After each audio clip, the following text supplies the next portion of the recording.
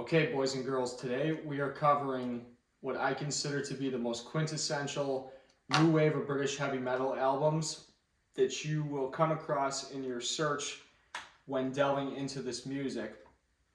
And the reason I wanted to put this together is I find people's understanding of the new wave is sometimes a little pedestrian, or they don't really know where to look.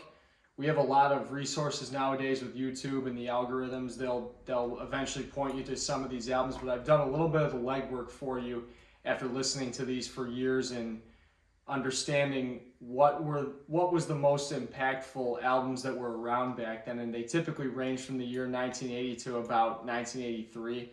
But to me, the new wave started in March 1978 with Samson's first record, Mr. Rock and Roll. And it ended sometime. People have some debate over when it really ended, but to me it's around the year 1984, and there's one exception that we'll talk about later, which is a favorite of mine.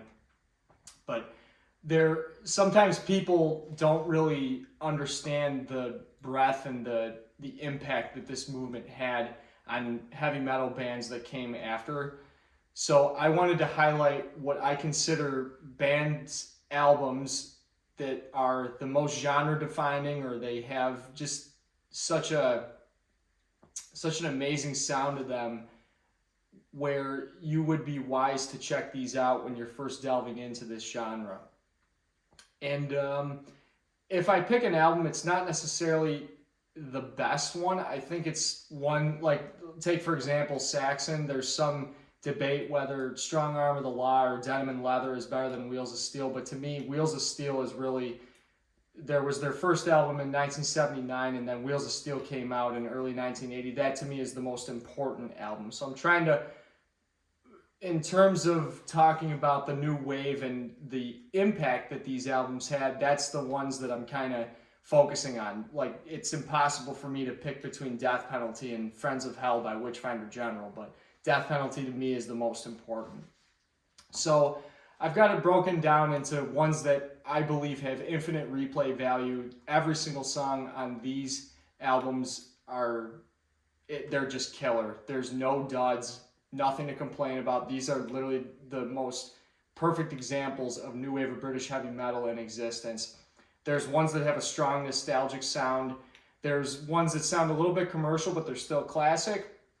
And then I've got ones that are more all-encompassing over here, just so you can expand your horizons and figure out which ones kind of suit you and what was around back then. I've got some extras, and I'll do a little bit of show and tell down here. But essentially, to me, the big three are Iron Maiden's self-titled from 1980, Angel Witch's self-titled album from 1980, and Diamond Head, Lightning to the Nations from 1980. These are all reminiscent of Black Sabbath. There's a lot of Rush influence with these bands. And funny enough, with all three of these, after reading interviews with the members and actually talking to them firsthand over Facebook, like I talked to Kevin Skids Riddles over Facebook some years ago, they don't like the sound of any of these albums. I think Steve Harris said, it was the engineer on that album, it was like Will Malone. He said he was like totally, or was it him? I can't remember, but he said the engineer was like completely, or the producer was completely out of touch with what they wanted. He was just interested in shooting pool and drinking, and they really don't like the kind of dirty sound of that album, but a lot of people think that's the best thing they ever did. The Angel Witch guys, none of them liked the way that album sounded, and Diamond had said the old Smithy studio, and I'm going to mispronounce it, I think it's Worcester, or over in the U.S., some people would say Worcester. They said the sound of that album, or the studio, was just completely dead. But essentially, these three albums, whether we're talking the song Phantom of the Opera, Transylvania, Sanctuary, Prowler on Iron Maiden, Angel Witch's album, this is the most advanced. For the time, I think this is the most advanced heavy music in the new wave. And if you told me pick the album that completely defines the new wave of British heavy metal, I would definitely say it's Angel Witch's self-titled 1980. They had these songs, Kevin Hayborn had these songs written when he was 18 in, I think it was 1978 in that demo. And to me, it's the next logical step when we're talking. There was Black Sabbath from 1969 to 1975, and the heaviest they ever got, arguably, is Sabotage or Volume 4. But let's say Sabotage for now, 1975, and then they kind of trailed off in Technical Ecstasy and Never Say Die. And the guys that kind of brought up the rear that were the next heaviest, the next logical conclusion of that to me was like Judas Priest with Sad Wings of Destiny and Sin After Sin, and a couple others just in the background, more obscure stuff like Budgie, but they weren't any near as heavy as Judas Priest. But then came Angel Witch in 1978 with this demo, and it's extremely heavy. It's a cult. It's the next logical step to me when we're talking about even extreme metal. This to me is some of the most extreme stuff for its day. And not that it has to be extreme for it to be good, but it's so far ahead of its time, and this music was just made in a vacuum to me. There's Sabbath influence, there's progressive rock influence, but man, wherever this came from, that inspiration, that is just unbelievable. That's an unbelievable album. It's a 100 out of 100. Iron Maiden self-titled, that's a 99 out of 100. Diamond Head, Lightning to the Nations, that's a 99 out of 100. So I'm just choosing Angel Witch as the best. Diamond Head, Lightning to the Nations, we all know that they influenced Metallica and plenty of other bands like in the thrash movement, the black metal movement, death metal. I mean, it's the next logical conclusion to the stuff that came in the 70s, and they even said, yeah, we loved Black Sabbath and Led Zeppelin, but there weren't enough good riffs in each song, so we kind of expanded on that. And Brian Tatler is one of the greatest riff writers of all time. The Iron Maiden self-titled, that was the only album with Dennis Stratton. I could have easily put Killers on there as well, but this one came first, and it's just where when you're talking new wave nostalgia, a lot of people start with Iron Maiden. They get in, like me, I started with Number of the Beast, and then I went a little bit forward with Peace of Mind and Power Slave, but then I worked backwards, and I can honestly say that my favorite stuff by them is with Paul Di'Anno, like the Soundhouse tapes, Live Plus One EP, Sanctuary, Iron Maiden self-titled, Killers, Made in Japan. Get your hands on any Japanese bootleg from the Killers tour 1981 with Iron Maiden. That to me is it's arguably the peak of the new wave to me, even over the Angel Witch self-titled. This is the best, to me, this is the best album, but Iron Maiden Live 1981, Killers tour in Japan, man, untouchable. So moving on, there was a band called Holocaust. They put out an album called The Nightcomers in 1981. If you notice the singing, it's very similar to James Hetfield's early voicings on those early Metallica demos. Again, this is more, Holocaust and Saxon are more rock and roll based, maybe a little bit more akin to AC/DC. But that's another one that people should really check out. Every song's awesome. Crying Shame, Smoking Valves, Death or Glory. Everything on there's perfect. Push It Around's good. Then we come to Saxon. They were, to me, based on my research, these guys were around before any of these bands on this list. I think they were called Blue Condition, and they started in like 1969 or 1970, something like that. Then they were called Son of a Bitch, and then they eventually turned into Saxon. There's a little bit of Nazareth influence there. A lot of AC, kind of sounds like AC/DC, but they were kind of similar to Motorhead too, where they just played this really heavy style of rock and roll, but it's more crisp than Motorhead. It's not really like Fast Eddie Clarke's guitar playing. Paul Quinn and oh god, what's the other guy's name? I'm drawing a blank. Graham Oliver. Those guys were a little bit more nimble on their fingers than Fast Eddie Clarke, even not taking anything away from him. But I think Fast Eddie first told Saxon he wanted them to tour with him after he saw that '79 album with the Berserker on the front. He's like, holy crap, this this album looks wild. We got to have these guys on tour. So Wheels of Steel came out in 1980. Strong Arm of the Law came out in later 1980, and then Denim and Leather came out in 1981. That's really the trilogy of Saxon albums that are quintessential, and you really got to listen to them. My next favorite is Witch Find Give 'Em Hell, recorded in, I want to say it was November of 1979 or fall of 79. They recorded this album. They've actually been around since 1973. It was Gray Scoresby and Montalo met Richard Blower and Neil Harvey back in the early 1970s, and then those two members left, and they recruited Steve Bridges, who is the singer, and Andrew Colton as the lead bassist, and they put out, back in the day, I mean, for late 1970s heavy metal and heavy rock, this is some of the most occult music you can find for back then. They have a show that came out. It was at the Brimington Tavern in 1978. If you search it on YouTube, some of the shit that they're playing is just like unbelievable for the time. It's basically Black Sabbath meets Rush, but it's way darker. And there's even an unknown song on there. It's untitled, obviously, as I just said. But it even sounds like, if you've ever listened to Ted Nugent's Amboy Dukes, if you go to the album Call of the Wild, it sounds a lot like this song Renegade by them. People would be very wise to check out even anything by Witch Find pre-Give 'Em Hell, like those Lost tapes from 75. There's a session from Coventry in 1977 that was on those tapes with a drummer named Rob Gilvery. But the heavy songs that were eventually on this album, like Unto the Ages of the Ages, Telestai, there was Wake Up Screaming.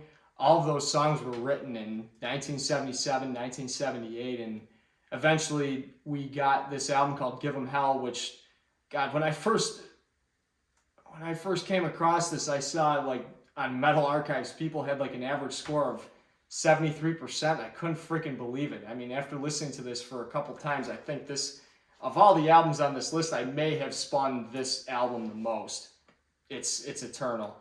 And I keep forgetting, I got a little bit of show and tell down here. Here's the Angel Witch John Martin painting from the first album. Here's Witch Find Give 'Em Hell. Saxon Wheels of Steel. And eventually we'll get to Warrior. I know I'm talking these albums up a lot, but people really need to pay attention to this stuff, and it's important. These 6 albums that you can literally play them over and over and over again, and they don't get stale at all. So check out Witch Find. Don't listen to what anyone says. These guys are top-notch musicians, and it's a shame that they signed the record contract that they had in with Rondolent Records, because I think they would have been absolutely huge. They were approached by EMI, who Angel Witch were signed to. I think Iron Maiden were signed to them too. And they should have been a lot bigger, but who knows what would have happened to them. Would it still have gotten diluted down the line? Not to say that Stage Fright and Cloak and Dagger are bad albums, but what would have happened if this lineup stayed together? The guys at the Brimington Tavern said that they thought they were going to be the next Black Sabbath, which it's possible. Diamond Head was the same thing. Angel Witch was the same thing. Angel Witch was similar to Diamond Head. I think, was it Sean Harris's mother was managing them, or is it some guy named Reg Fellows? And Angel Witch, it was Kevin Hayborn's father managing them. So, it's just these bands, especially even bands like A to Z. Polydor told A to Z to record their debut album at a high school gymnasium or something like that, and that's the Witch of Berkeley album. I mean, they had no clue how to market these bands. It's just, they gobbled them up and they spit out what they were worth, and then they dropped them, or just they were poorly managed. But I'm getting off into tangents. So let's rip into Praying Mantis, Time Tells No Lies from 1981. The sound is very similar to early Iron Maiden. You may even kind of notice a couple of the riffs are the same. But to me, this album, Time Tells No Lies, kind of defines the production of what New Wave is supposed to sound like. It has just this very nostalgic, dreamy sound to each song. There's Beads of Ebony. There's a good Kinks cover, All Day and All the Night. There's Flirting with Suicide, which was the first song I heard from this album. Check out Praying Mantis, Time Tells No Lies. Great guitar playing too. But the production on that album sounds really cool to me. This is a lesser known one. You'll see it down here. This is Warrior from Chesterfield. This is Let Battle Commence. The sound is very similar. If you like Thin Lizzy's twin guitar attack and kind of has like that dreamy tone to it, check out Warriors Let Battle Commence. A lot of Thin Lizzy influence on that, and the nostalgia on that album to me is very palpable when I listen to it. I think, yeah, they were from Chesterfield, not too far from where Witchfind were from, and I think Saxon were kind of up in that area as well. The next band that I talked about earlier is Samson. They were, to me, their single, Mr. Rock and Roll, is the very first new wave of British heavy metal single. That was March of 1978. And then I think it's either June 6th or July 6th. Don't quote me on this, but that was in 1979. Samson headlined a show with Iron Maiden and Angel Witch at the Music Machine. And Jeff Barton of Sounds wrote up a review on that show, and that's where we got the name New Wave of British Heavy Metal. So Samson put out Mr. Rock and Roll, Telephone, album called Survivors, and then they eventually got Bruce Dickinson in the band, and they did Head On, and Thunderstick had the shtick with the S&M mask, whatever. But Head On is, to me, the one that I revisit the most, even though I like the early singles with Clive Burr the best. Head On has some really good tracks like Hard Times, Too Close to Rock, Walking Out on You. There's a couple more on that I really like. Anyways, check that out. Vice Versa is really cool. So these three have the really strong nostalgic sound. It kind of, I'm not saying that they're better than this, but just the sound and production on these is genre defining, I would say. Then we're going into a little bit more of the more commercial albums that came out back then, but they're still good and they're classic. There's Def Leppard's On Through the Night from 1980 and the Tigers of Pantang, which is a Michael Moorcock reference. You had On Through the Night and Spellbound. John Sykes plays the freaking guts out of his guitar, especially on Take It and Gangland.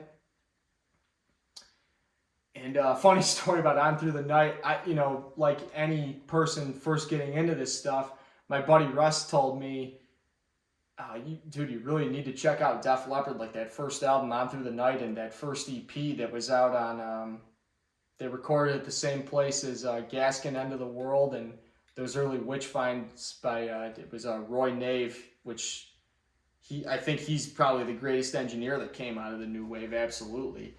But he goes, why haven't you listened to that early stuff by Def Leppard? I'm like, what the hell? Isn't that band that did like, they did Rockin' and they did Photograph and Foolin' and all that shit?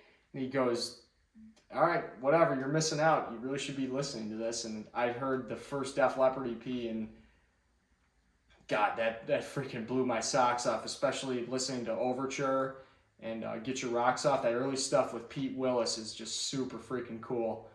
So I wasn't the biggest fan of High and Dry, and what came after that was Pyromania. Then Hysteria is the big one that everyone knows. That's when they changed their sound to more pop metal. But they were a respected new wave band before they got huge. And are they sellouts? I don't know. But all I know is that first EP and On Through the Night, that's eternal. That's eternal new wave right there. Those albums with Pete Willis. Check out the song Satellite. There's Hello America is really commercial. There's The Overture is the best song they ever did. Check that out to really know the musicianship of Def Leppard back in the day. So let's swap some albums out.